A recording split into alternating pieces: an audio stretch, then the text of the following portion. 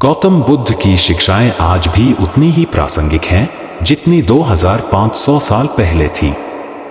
उन्होंने जीवन और मनुष्य की मानसिकता को गहराई से समझा और उसकी समस्याओं का समाधान सुझाया। उनके विचारों में मन को समझने और नियंत्रित करने की अद्भुत शक्ति छिपी है।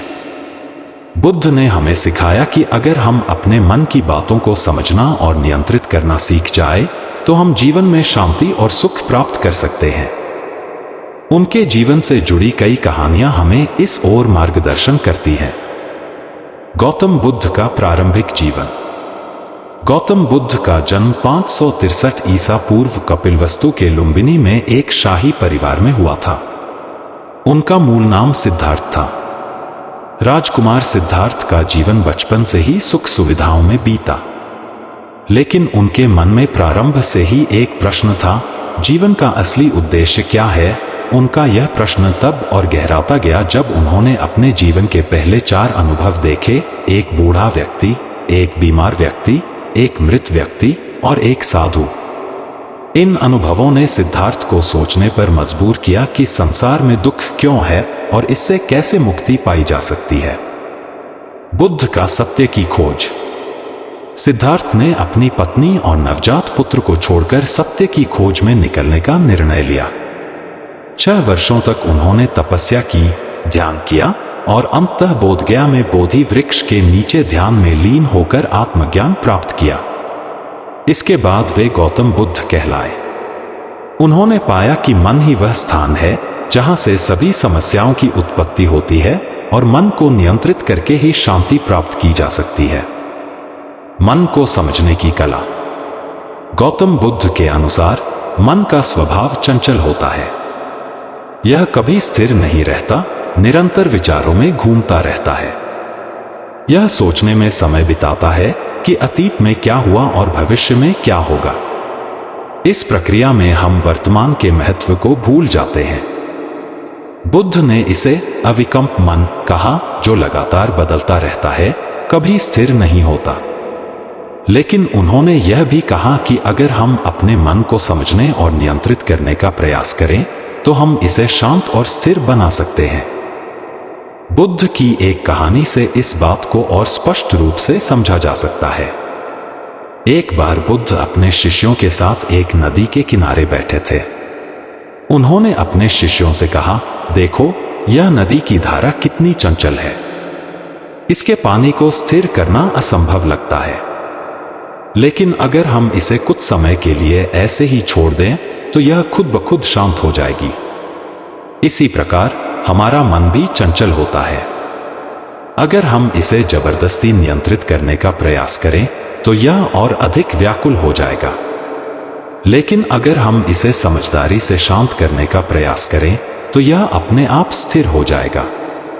ध्यान और मन की शुद्धता। बुद्ध के अनुसार ध्यान, मेडिटेशन, मन को नियंत्रित करने और उसे शुद्ध करने का सबसे प्रभावी साधन है। ध्यान के माध्यम से व्यक्ति अपने भीतर के विचारों और भावनाओं को समझ सकता है और उन पर काबू पा सकता है।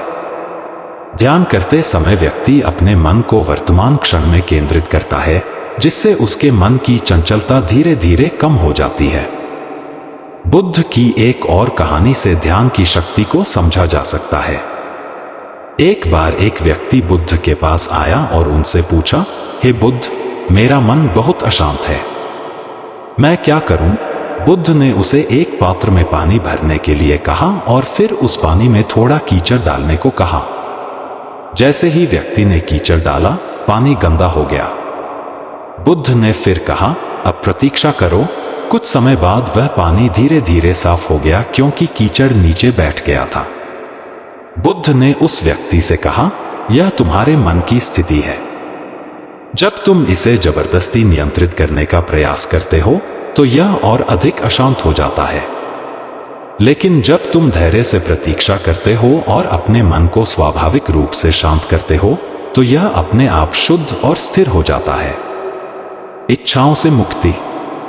बुद्ध ने यह भी सिखाया कि मन की अशांति का मुख्य कारण हमारी इच्छाएं हैं। हम हमेशा किसी न किसी चीज की प्राप्ति के लिए प्रयासरत रहते हैं। यह हमारी इच्छाएं ही हैं जो हमें अशांत और दुखी बनाती हैं। बुद्ध ने कहा कि अगर हम इन इच्छाओं को त्याग दें तो हमें वास्तविक शांति और आनंद प्राप्त हो सकता है। एक बार बुद्ध ने अपने शिष्यों को एक दृष्टांत सुनाया। उन्होंने कहा, मान लो कि किसी व्यक्ति के पास एक सुंदर फूल है। वह व्यक्ति उस फूल की सुगंध और सुंदरता से बहुत प्रसन्न होता है, लेकिन जब वह फूल मुरझाने लगता है तो वह दुखी हो जाता है। यह दुख इसलिए है क्योंकि उस व्यक्ति ने उस फूल के प्रति आसक्ति विकसित कर ली थी। अगर वह व्यक्ति समझ जाए कि यह फूल भी अनित्य है और इसे भी मुरझाना है, तो वह इससे जुड़ी अपनी इच्छाओं को छोड़ सकता है और शांति प्राप्त कर सकता है। 4 आर्य सत्य और अष्टांगिक मार्ग। बुद्ध ने 4 आर्य सत्य और अष्टांगिक मार्ग के माध्यम से जीवन की समस्याओं और उनके समाधानों को प्रस्तुत किया। 4 आर्य सत्य निम्नलिखित हैं। संसार में दुख है। दुख का कारण तृष्णा, इच्छाएं है। तृष्णा का नाश करके दुख से मुक्ति पाई जा सकती है। दुख से मुक्ति के लिए अष्टांगिक मार्ग का पालन करना चाहिए। अष्टांगिक मार्ग में 8 अंग होते हैं: सम्यक दृष्टि, सम्यक संकल्प, सम्यक वाणी, सम्यक कर्म, सम्यक आजीविका, सम्यक प्रयास, सम्यक स्मृति और सम्यक समाधि। इन 8 अंगों का पालन करके व्यक्ति अपने मन को नियंत्रित कर सकता है और अंततः निर्वाण प्राप्त कर सकता है। करुणा और मैत्री।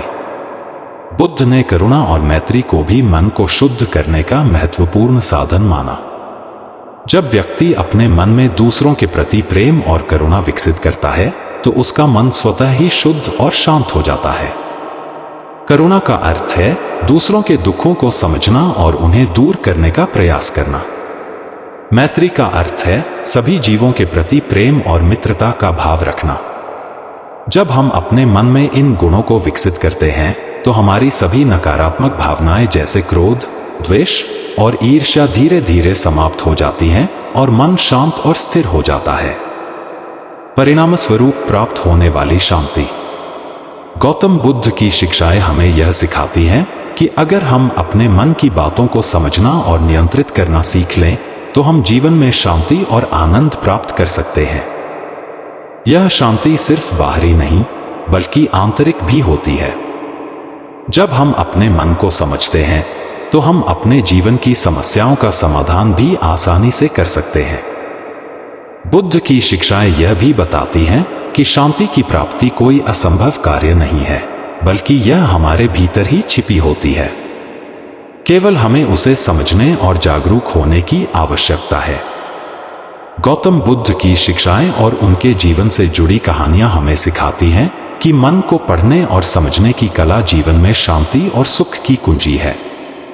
अगर हम अपने मन को नियंत्रित करना सीख लें तो हम जीवन की सभी समस्याओं का समाधान प्राप्त कर सकते हैं। बुद्ध की ध्यान, करुणा और इच्छाओं से मुक्ति की शिक्षाएं आज भी हमें यह सिखाती हैं कि कैसे हम एक शांत, सुखी और संतुष्ट जीवन जी सकते हैं।